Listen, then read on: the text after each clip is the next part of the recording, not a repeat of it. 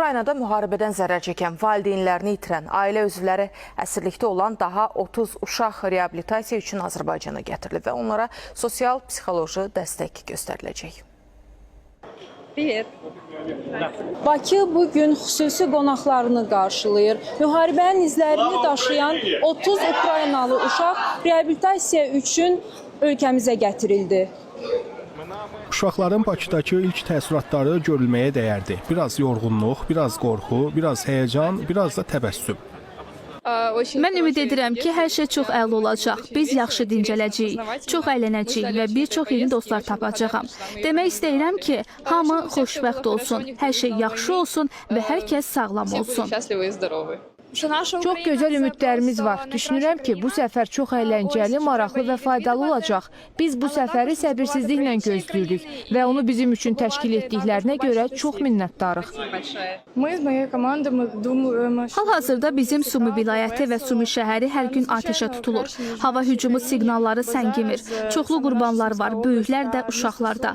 Əlbəttə, biz istəyərdik ki, bütün bunlar sona çatsın.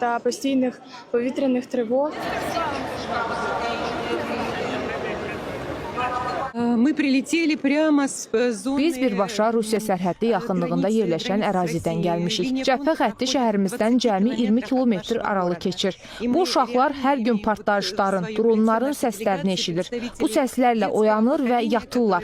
Təsəvvür edin, bütün bunlara baxmayaraq şəhər yaşayır, mübarizə aparır.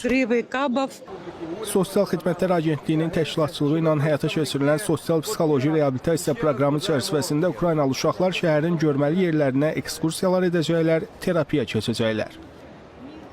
Onlarla fərdi konsultasiyalar həyata keçiriləcək. Eyni zamanda onlar milli kulinariyamızla, milli rəqslərimizlə və müxtəlif terapiya tədbirlərinə cəlb olunacaqlar. Eyni zamanda onlar Bakının mədəni və tarixi yerlərini də ziyarət edəcəklər.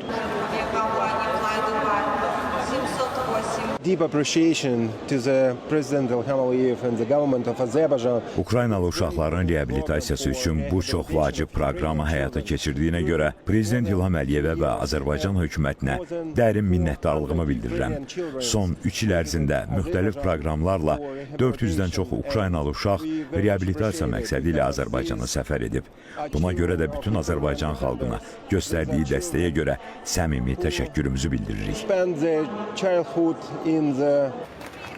İki xalqı birləşdirən bu səmimi dostluq nümunəsi gələcək nəsillər üçün də ən gözəl mesajdır.